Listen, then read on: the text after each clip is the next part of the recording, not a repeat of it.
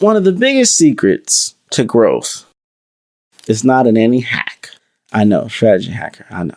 It's simply by being clear about everything. What is the goal?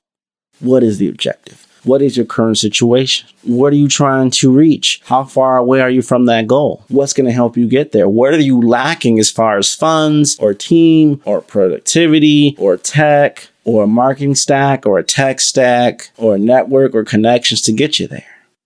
We don't do enough of the deep work. We're too quick to act instead of really assessing who we are, where we are, why we are here, how did we get here, and where are we trying to go?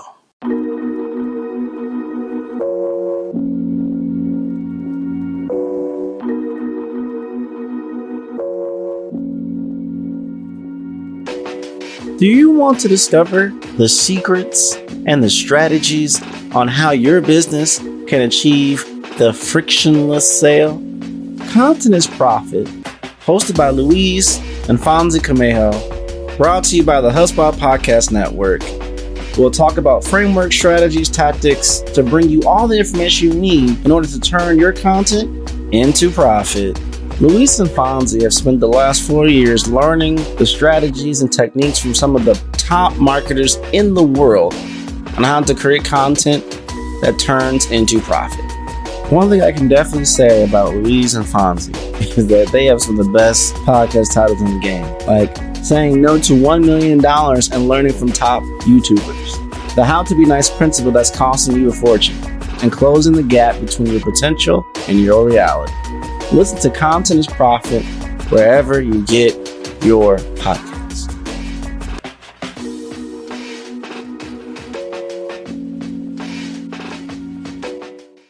What's the one thing you need more of to get what you want? Is it more money? Is it more time? Is it a bigger network? Is it more systems? Is it more education? Is it a bigger team? Is it partnerships? Is it visibility? Is it building brand authority?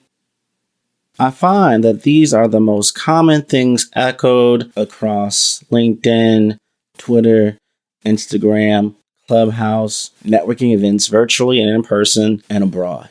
The core things that they're screaming about that they need, that they want, that if only I had this thing, my problems would be solved. If only I had this one thing, I would be able to achieve the success that I want professionally or even personally. I will be able to scale my business, launch my product, push my book, elevate my network, all of these things. And it comes down to those simple questions. Do you have this? But let me ask you something. Even if you had it, does that mean that's going to be the thing that's going to guarantee you to get you what you want? In retrospective, it doesn't. But does it increase your odds of success? Of course it does. But the one thing to always consider and to always think about is the plan once you get what you need to build, to take action, to go forth. Because if you're so obsessed over the thing that's holding you back, you're not making any changes, you're not taking any actions, and you're not creating solutions that's going to help elevate you to get to where you want to be. What's up, digital world? You're listening to the I Digress audio experience with Troy Sandidge. Social media, marketing, storytelling, business, culture, and more. Coming to you in 3, 2, 1. Sales always comes down to meaningful relationships. In my new book, Strategize Up, it expounds on 3 relationships that you need to identify by the end of every sales call, outbound reach, or whatever the case might be. And this is bringing back from episode 2 of I Digress being buyers, advocates, and elevators. Too many are focused only on those who can buy and immediately eliminate those who can't or have no need to buy right now, which, if I'm being honest, is quite frankly the wrong approach. Sure, you'll know in the first 5 minutes if they are interested, if they're qualified, and if they are ready to be a potential buyer. But if they aren't a buyer, don't just end the call. Every conversation is valuable and can lead to more invaluable conversations. That's where A&E, advocates and elevators, come in handy. Sure, you'd want to equate direct revenue from them. But think of how much indirect revenue you are leaving on the table because you checked out the moment you classified them as a non-buyer at this moment, instead of identifying how they can best support you and maybe how you can best support them. Last time I checked, networking works best when you are able to give value instead of just expecting value to be given to you. And can we also be frank? Even though we use the word a lot in startup world and SaaS and tech, nobody likes pitches. Nobody.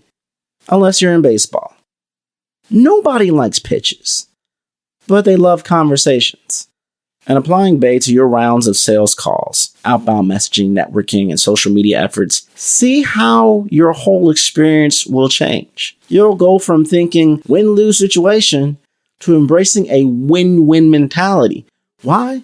Because you can't lose. As I said in episode 2, and I've said in episode 29, and I'll say again right now, as I've said in various other episodes on this podcast, on various stages, in my book, Strategize Up, with various clients. If they're not a buyer, you can switch gears and present them to be an advocate. If they're not an advocate, you can switch gears and present them to being an elevator. There is no lose in this game. There is no excuses in this game.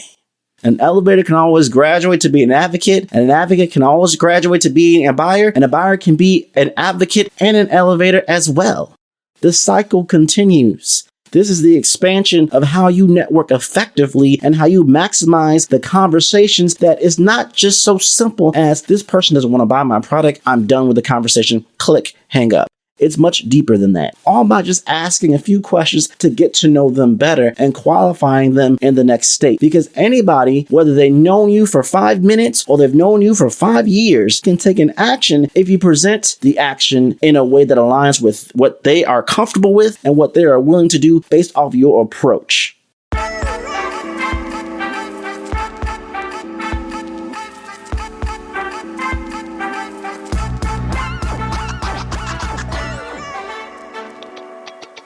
If you're a faithful I Digress listener, then you know one of my favorite words on the planet is scalability. The world's most successful companies earn their titles by investing in their customer success, not just their own. Because when your customers succeed, so do you. HubSpot scales with your business, from your first hire to your first million and beyond. HubSpot is impossible to outgrow. With customer acquisition costs at an all-time high and customer expectations even higher, having seamless experiences are absolutely critical. HubSpot is on a mission to help you grow your business with success tools that put your customers first. Connect your HubSpot account to country-specific top-level domains to expand your customer reach without compromising your branding. Get crystal clear insights with site partitioning that allows you and your teams to see site performance that's only relevant to them. Help your customers succeed and learn how your business can grow better at HubSpot.com.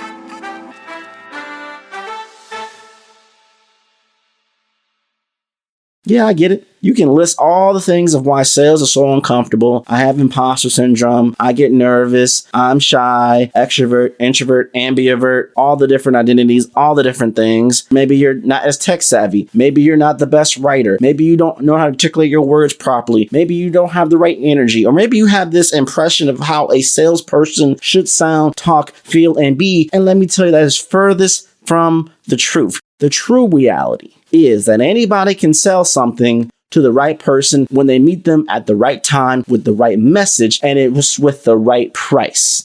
And the only way to do that is not by doing it alone, but by recruiting brand champions who can be your advocate, who can be your elevator on social media and these network channels and everything else. And one buyer can lead to another buyer, whether that's through case study or through a testimonial or through a review or through a referral or through just casually engagement. See, we look at sales as a linear thing, and it has to be a certain way. When in actuality, it's all about maintaining your certain level of cash flow and sustainability while you're positioning yourself to scale. And doing all of that comes down to conversations of those who are already buying from you, your existing clients or customers, and those who have the potential to buy from you, and those who don't even know you exist yet. And to just write them off because at this moment, they don't want to be a buyer right now, but you don't even know that this person is tapped into a whole new market, that if you spend the next 5 minutes just telling them about yourself and asking them about themselves and connecting the dots and seeing where things may be, that one person can make one post, one phone call, one handshake, one email, and then boom, you in a whole new atmosphere of clientele, of customers, and opportunities that you left off the table because they didn't want to buy in this moment. How wise is that? You already got them on the phone. You already got them engaged. Why would I click off the moment I realize they don't want to be a buyer at this? Stay a little bit longer, switch gears. You're not a buyer? Cool, bet, switch, boom, advocate. You're not an advocate? Cool, bet, switch, boom, elevator. Well, Troy, what happens if they're not an elevator? Well, guess what? Cool, bet, switch, boom. Anybody can be an elevator. I don't know anyone on this planet who can't like a post, who can't follow, who can't take some information. That doesn't mean they take action because an action taker has to be an advocate of that depth. But they still can take micro actions, which is just raising your profile. Everybody started with 0 followers. I'm not saying a certain totality of followers is going to mean you value and money and authority. However, we all know from the eye test, it can't hurt. To get to 1 million followers, how do you get there? One by one. Yes, it can come in lump sums, or it comes over a span of years or decades. But nevertheless, it comes one by one. One person each time, one impression each time, one memorable moment each time for them to take an action based off their comfortability. Come on now. This is how the game works. This is why I wrote the book, Strategize Up. My intent for writing the book was to simplify all the marketing and sales jargon that we as marketing and salespeople live in every day. What's an ARR? What's an MRR? What's an ICP? What's a CVR? What's all these acronyms, for goodness sake? And I know I'm an acronym guy. And you have all these acronyms. You have all this jargon. You have all these things that a lot of businesses, that a lot of organizations are either intimidated with, they don't know what it means, or guess what? It updates every single year, every single month, just as quickly as the algorithms update on Google and Facebook and Twitter and Instagram and so on and so forth. But these core principles don't change. Have a conversation. Identify where they are in the pipeline. And based off their interest or lack thereof, you adjust your conversation accordingly. We have to stop thinking that sales is such a sleazy thing, or we don't have to create sales in a certain environment that makes sense. Sure, some people are going to make sales by constant outbound marketing. Some are going to make sales by inbound marketing. Some social media. Some free giveaways, some events, some virtual events, some strictly by being on Clubhouse 24/7, some maybe podcasting or vlogging or writing. There's always a medium, but guess what? All those things I just listed, they're just bridges. In my book, I say social media is not the destination. Social media is the highway. And I say sales is the destination. Don't bank on every one of these mediums being the destination. They are a bridge to a conversation that can end up being the destination, being a signed contract, signed check, money transferred, ACH debit, whatever the case might be, to close the deal with a client or another customer, product sold, book sold, whatever. My point is that you must understand how to create clarity around everything. And at the core of it, we all want core things. And I've echoed this time and time again. We all have a gap, and we want to expand our gap. That gap is growth, authority, and profitability. And the thing preventing us from expanding our gap and closing the gap on our competitors are those 3 C's: complexity, confusion, and chaos. Because in all of it, they lack clarity. When you have clarity, you know what platforms work for you. You know what messaging works for you. You know who you need to talk to and who you need to avoid. You know what time of day. You know what they look like. You know what they sound like. You know what their pain points are. You know what their situation is. You know their entire profile in life because maybe you've lived it, maybe you've studied it, and maybe you saw for it because you have such this dynamic clarity. And you know what happens when you have clarity? Clarity leads to confidence. And when you have confidence, then you can have conviction. And then you can look anybody in the eye, no matter who they are, what title they have, where they're from, how much money they have in the bank, and say with true conviction and true confidence what your product, what your service, or what your deliverable is, and you can stay in the silence. You can stand in the uncomfortable because you know your product, your service, your deliverable is the bee's knees. And if it doesn't land for them, it's so good, they'll probably tell somebody else, or they'll at least will follow me and watch me on my journey as I go from $0 to 6 figures to 7 figures to 8 figures and beyond. It works the same way when you work with a team. You need to get buy-in, but not everyone's going to be a yes man or yes woman to you 24/7. You got to earn the trust, baby. You got to put in the work. And so maybe they're not buying into your product or your service or your process or your go-to market thing right now in this moment, or your sales strategy or marketing strategy in this moment. Doesn't mean they can't be down the road. Let me switch gears and just try to see if I can get an ally. Let me get that advocate, or at least let me get an elevator. Someone who just keep tabs on my progress as I'm trying to pitch to my CEO or pitch to my direct report or get my team on board to believe in what I'm trying to do.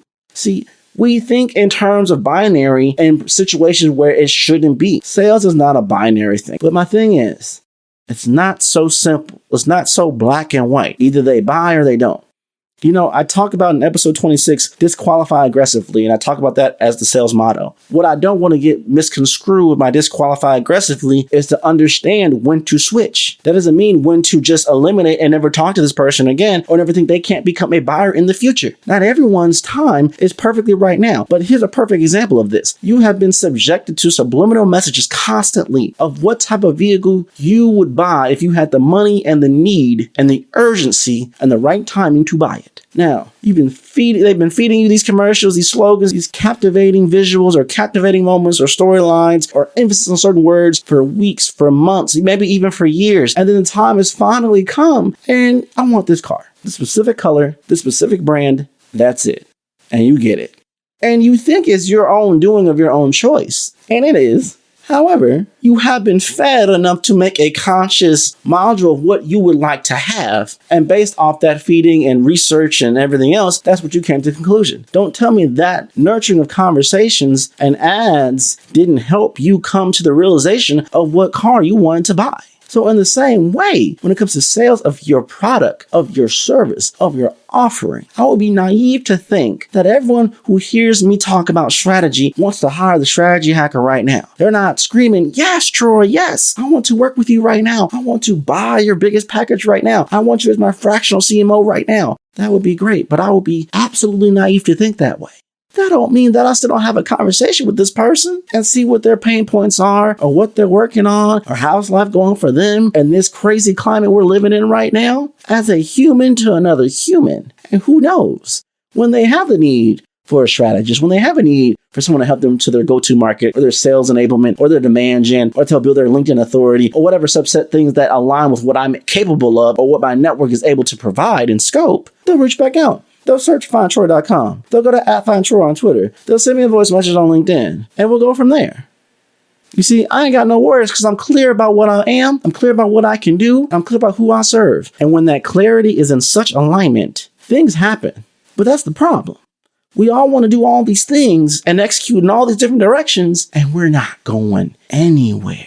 We're not doing anything. But we think we are. We think we're moving down the highway. But in actuality, we're playing in the Matrix on a virtual console and we haven't moved an inch, thinking we've done moved 100 miles. I don't know about you, but I sure don't want to be in business thinking I'm moving 100 miles per hour and I haven't even moved an inch. We got to learn how to switch gears, disqualify aggressively, but don't discontinue and think someone can't become a buyer down the road and eliminate them because they don't want to be a buyer in the first 5 minutes. Some people need more time. Some people need more convincing. Some people just need time to breathe and think for themselves, or they don't even have the problem that you solve right now, but they may have the problem down the road. If we thought about ourselves more of insurance companies from the standpoint of, we're here when you need us. I'm not here to sell you right now for a situation that maybe you don't even have. I'm here to sow the seed that when you confront this problem, I'm here. I'm the person. I'm the business. I'm the person you call. Who you gonna call? Not Ghostbusters. You gonna call me.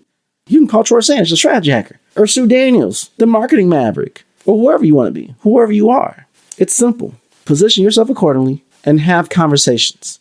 When your messaging and branding and marketing and sales are all in alignment and clear, people will be a magnet towards you, or they will find you. You will convince them to sit and have a conversation, or they will seek you out. Problem is, we don't want to do the deep work to get clarity.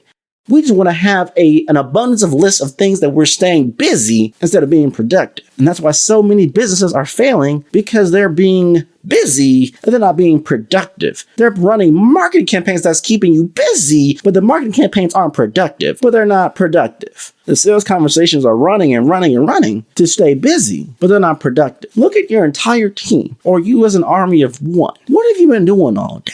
What have you been doing all week? What have you done from January 1st to today? How much of it was busy work? How much of it was productivity? Now, there's levels to this thing. We're thinking of admin work. We're thinking of marketing and sales and branding and conversations and networking and researching and competitor analysis and profits and losses and accounting, all these things. Does it all make sense? Are you moving in the right direction? So can you handle the truth? Sometimes everything that you're doing is so clear in your mind, but you're not giving a real ear to the people you're trying to target and listen if they understand what you're saying. I've used the example too many times to count. Go back to previous episodes. I echo it all the time. If you're speaking the wrong language to the people you're trying to connect with, they're never going to understand you. Therefore, they're never going to buy from you. Therefore, if you don't make enough sales, your business doesn't make enough cash flow, your business will fail. It's that simple. What are you going to do about it? Get clarity. And if you can't find clarity, seek out individuals or organizations who can help you not only create clarity within your organization, within your systems, your marketing and sales approach, within your whole business and branding identity, but also clarity in how you're positioned to make the most money with the least amount of effort. A huge theme I talk about throughout my podcast constantly is growth, is marketing, is demand gen, is sales enablement. And as we know, growth marketing is a long-term strategy that focuses on customer relationship management. Learning how to grow your agency is a challenge, but with the right strategy and techniques, you will enjoy seeing positive results and can reap numerous rewards. Agorapulse recently launched a blog that shares 5 agency growth secrets that I also believe you can apply to your business to get more business. And I think it's a great read full of gems and resources for you to consider. The link is in the show notes. But one thing I wanted to share about these growth secrets is that if you've been listening to I Digress, you're primed and ready to receive this with new light. But because you're a listener on the podcast, I'm going to at least give you the table of contents. And let me tell you, everything that is in this table of contents, I've covered in various episodes on the podcast. This is going to give you that next level to cement your understanding and maybe spark new ideas for you to achieve more growth. The 5 secrets: strategize for growth, predict customer churn, become your own rockstar client, utilize automation, and refuse clients. Yes, really, refuse clients are the 5 secrets that you need to apply to grow your business. The link is in the show notes for you to process this and apply it. Now, the great 1, 2, 3 punch. You take this blog, you take various episodes of I Digress, and maybe throw in my book, Strategize Up, for only $20 if you don't buy the Kindle version, and see what happens in 30, 60, 90 days from now. It's not that you're not doing the work. Ask yourself, are you doing the right work? Are you staying busy? Or are you being productive? The difference is, are you getting results? Are you seeing things taking shape? You see, sometimes we'll move and move and move, and we'll have our blinders on to see if we actually went anywhere. Take a second after this episode. Look at your entire revenue up to this point. Are you at your goal for this month? Are you at your goal for this year? Troy, it's too early. It's not too early. You should have had a plan already of how much you wanted to make and track where you are right now. And it's okay if you haven't achieved your growth just yet. But understand, you have to make the right moves to get there. And that's a wrap. We hope you enjoyed this episode of I Digress. What was your takeaway? Care to share your thoughts and tag Troy on social media? You can find him on all platforms at Find Troy. Don't forget to like, subscribe, and leave a review or comment for this episode from wherever you're listening. Looking for a marketing strategist to build the structure, strategies, and systems you need to get the success you want and the ROI you desire in your business? Book a discovery call to talk with Troy at findtroy.com. And as Troy's philosophy goes, imagination is the engine, content is the fuel, social media is the highway, marketing is the roadmap, sales is the destination, culture is the GPS. Thanks for listening.